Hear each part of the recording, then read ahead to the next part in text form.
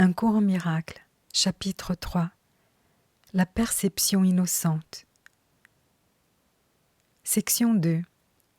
Les miracles comme perception vraie. J'ai dit que les concepts de base dont parle ce cours ne sont pas affaires de degrés. Certains concepts fondamentaux ne peuvent pas être compris en tant qu'opposés.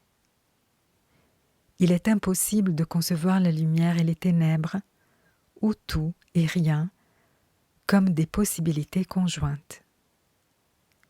Ils sont tout vrais ou tout faux. Il est essentiel que tu te rendes compte que ta pensée continuera d'être erratique jusqu'à ce que tu t'engages fermement envers l'un ou l'autre. Toutefois, un engagement ferme envers les ténèbres ou le néant est impossible. Nul n'a jamais vécu qui n'ait fait l'expérience de quelque lumière et de quelque chose. Nul donc n'est capable de nier totalement la vérité, même s'il pense qu'il le peut. L'innocence n'est pas un attribut partiel. Elle n'est pas réelle jusqu'à ce qu'elle soit totale. Ceux qui sont partiellement innocents peuvent être assez sots par moments. Ce n'est que lorsque leur innocence devient un point de vue d'application universelle qu'elle devient sagesse. Une perception innocente ou vraie signifie que jamais tu ne malperçois et que tu vois toujours véritablement. Plus simplement, cela signifie que tu ne vois jamais ce qui n'existe pas et vois toujours ce qui existe. Quand tu manques de confiance en ce que quelqu'un va faire, tu témoignes de ta croyance qu'il n'est pas dans son esprit juste. Voilà un cadre de référence qui n'est guère basé sur le miracle. Cela a aussi l'effet désastreux de nier le pouvoir du miracle. Le miracle perçoit toute chose telle qu'elle est. Si rien que la vérité existe, la vue de l'esprit juste ne peut rien voir d'autre que la perfection.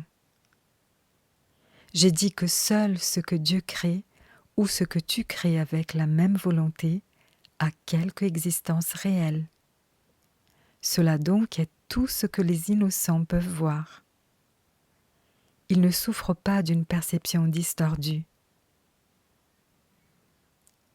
Tu as peur de la volonté de Dieu parce que tu as utilisé ton propre esprit qu'il a créé à l'image du sien pour mal créer. L'esprit ne peut mal créer que lorsqu'il croit qu'il n'est pas libre. Un esprit emprisonné n'est pas libre parce qu'il est possédé ou retenu par lui-même. Par conséquent, il est limité et la volonté n'est pas libre de s'affirmer. Être un, c'est être d'un même esprit ou d'une même volonté. Quand la volonté de la filialité et celle du Père ne font qu'un, leur accord parfait est le ciel. Rien ne saurait prévaloir contre un fils de Dieu qui remet son esprit entre les mains de son Père. Ce faisant, l'esprit s'éveille de son sommeil et se souvient de son Créateur. Tout sentiment de séparation disparaît. Le Fils de Dieu fait partie de la Sainte Trinité, mais la Trinité elle-même est une. Il n'y a aucune confusion entre ces niveaux parce qu'ils sont d'un seul esprit et d'une seule volonté. Ce but indivisé crée une intégration parfaite et établit la paix de Dieu. Or, seuls ceux qui sont véritablement innocents peuvent percevoir cette vision. Parce qu'ils ont le cœur pur, les innocents défendent la perception vraie au lieu de se défendre contre elle. Parce qu'ils comprennent la leçon de l'expiation, ils sont sans le souhait d'attaquer et donc ils voient véritablement.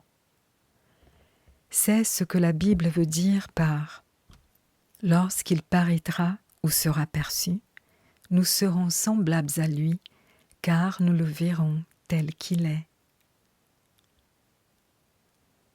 La façon de corriger les distorsions, c'est de leur retirer ta foi pour l'investir seulement dans ce qui est vrai. Tu ne peux pas rendre le faux vrai. Si tu es désireux d'accepter ce qui est vrai dans tout ce que tu perçois, tu le laisses être vrai pour toi.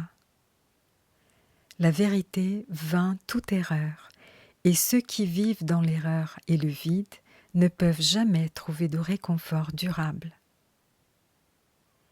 Si tu perçois véritablement, tu annules simultanément les mal-perceptions en toi-même et en autrui. Parce que tu vois les autres tels qu'ils sont, tu leur offres ton acceptation de leur vérité pour qu'ils puissent eux-mêmes l'accepter. Telle est la guérison que le miracle induit.